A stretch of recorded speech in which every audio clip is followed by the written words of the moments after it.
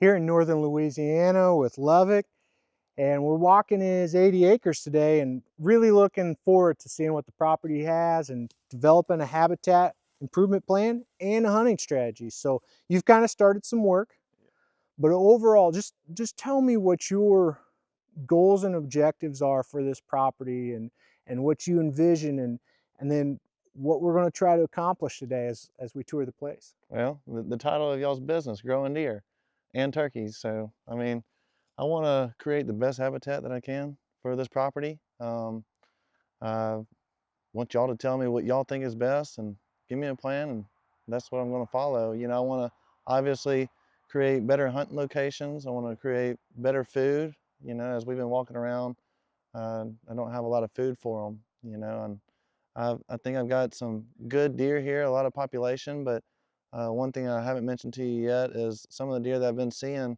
you know, in the wintertime. I mean, you can see their bones in all the deer.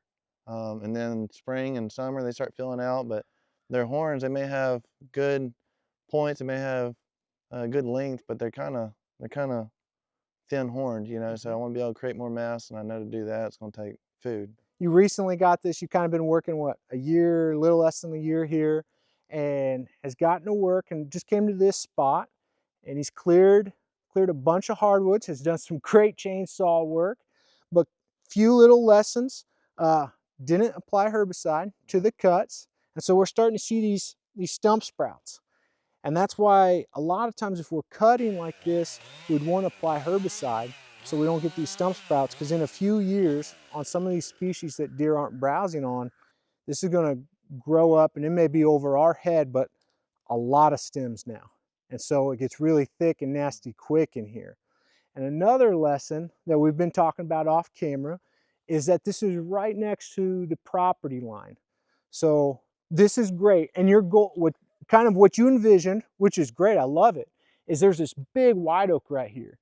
And you were wanting to release it and give it more sunlight to be able to hunt and produce more acorns, better tasting acorns. It's a great hunting location.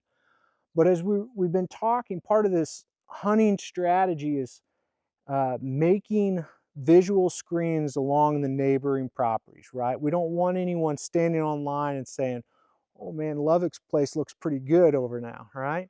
So probably not going to be clearing anymore along the property line. And this is still going to be a great hunting location from your hard work, because we can hunt right here. There's a little drainage here, which creates a bottleneck, pinch point. Deer are walking along the high side here, feeding on acorns. You can hunt in the afternoon. Thermals are pulling downhill and feeding on acorns. I mean, this is going to be a great hunting location. So we're going to clean this up. We've got a lot of pines and some mixed hardwoods throughout this property. And what we're going to suggest is we're going to come in and we're going to thin based on the market. It may be, you know, as soon as we can get in. It may be a year or two, depending on if we can move the wood, but we're going to thin. That's our long-term plan. And we're going to see if, because you do have some hardwoods in there, we're going to see if there's a hardwood pulp market. And if we can, just take advantage of that, sweeten the deal, get a logger in here, and really thin heavy to get more sunlight to the ground, because right now it is shaded and there's no food for deer.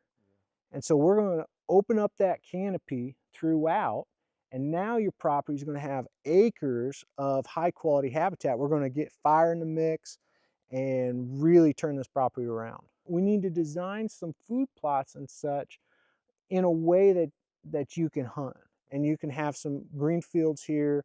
You have a great road system. Trails road system is a huge benefit to a property, and you have great roads. And so that we're kind of designing our habitat improvement around this road system that's already in place, because this is going to be our fire break. And this is how you're going to access hunting locations. And so, you know, where are those hard edges? Where can you dive off the road and hit, you know, get to a blind or stand location? Knowing you have a great trail system now, this is kind of the basis, the foundation. We're going to build on that and create these blocks of habitat and hunting locations. And this is all coming together really well. I really enjoyed going to Louisiana, meeting Lovick and touring his property. He's got a really cool property. and it lays really well. He's got a great trail system. It's a great foundation for the overall habitat improvement plan that we've been designing as we've been working together. So kind of want to give you a 30,000 foot overview of this plan. Now, this is the map I've created for Levick, and it lays out the habitat projects we're going to start working on. He's already been in contact with a logger, and so that logger needs some mapping to know exactly which areas we're going to be looking at, but kind of want to show you on a map what Levick's going to be doing on his place as he begins this habitat improvement project. So you can see right here, we'll start here on the north end. This is all pines, and they need thin. The logger says they can move wood. We've already got the green light there, so we're going to thin these pines. And you notice all around here, this is hardwoods. So we're going to thin these pines, but we're going to leave these hardwoods. This is in a bottom, and this floods. All these hardwoods flood. So if we thinned in here, we're going to probably create a mess. It's going to grow up. We're not going to be able to get fire through here very often and keep, hardwood saplings or other nasty species that may come in if we got more sunlight to the ground. So we're going to leave this, but it plays nicely into the overall hunting strategy, because what happens is we get this really hard edge between these hardwoods and the pines that we're going to thin. We're going to thin around the edges here, but we've laid out a nice big food plot, and I'm walking Levick through all the steps of how to plant the food plot, calibrate drills, and all that. But we're going to, while the loggers are there, they're just going to clear cut this, and then Levick's going to come in and pop the stumps and clean this all up, just a once and done. While the loggers are in there, they're just going to take everything out of here. All those trees, that's some money for Levick for, equipment and, creating this plot. And we're just going to level this and make a food plot. And then around the edges here, we're going to have a lot of habitat. And now we've created a lot of hard edges and travel corridors as deer are crossing, coming and going through here. A lot of edge. He can hunt. This hard edge here is a deer bottleneck around from the hardwoods around this thinning, where we're going to put fire through here and get native habitat below. So we're going to have some good habitat through here. He can come in, slide right in here. He's got an interior road, slide right up here, hunt this edge, and catch deer crossing through here. He's a firearm hunter, so he can take those further shots. And deer that are maybe coming over, this is a big clear cut. Deer that are coming over from that clear cut, coming over to feed, or going back, feeding overnight, and then coming back, he can just slide in the edge and catch deer crossing and probably harvest a lot of deer in that transition area. So this creates some great bottlenecks around these areas and travel corridors. And he's got a great approach here from the south. And we can also come in on this side, right up the edge of his property line, and hunt some of these really well-defined bottlenecks. Right now, this is as flat as a pancake for the most part. When we got boots on the ground, there are no bottlenecks. And he told me he had a really hard time, getting on deer. But now we've created some bottlenecks, a great destination food source, and deer have to travel across the edges of the property to come and go to that food source, and Levick can harvest them as they travel. So that's what we're doing on the northern portion. We move down here to the southern portion of the property, and it lays really well. Have a great entry point right through here coming from the east. Also have an entry point from the north here that we can dive in. So depending on the wind direction, we can slide around these edges and get into different hunting locations. A majority of this piece is pines all through here, with some mixed hardwoods, sweet gums and some oaks that have grown up through here. And what we're going to do is we're going to, once again, thin these, but there's more of a hardwood component in here than there are in the pines on the northern portion. So we're going to go ahead, and if the logger can take that for pulpwood, that's going to be great, because what we want to do is after they've harvested the pines, we're going to come in and spray with the Mazapir, clean this up, get rid of all those sweet gums that may want to come back after the harvest, and really start managing this for native habitat. And this is going to be an easy prescribed fire for Lovick because he has a great road across the top of this ridge. And what he can do is we can just light right along the top of this road and let that fire back down. A low intensity fire, get fire in here, start stimulating the growth of native species. And now we've got a big chunk of Lovick's property in native habitat, great food and cover.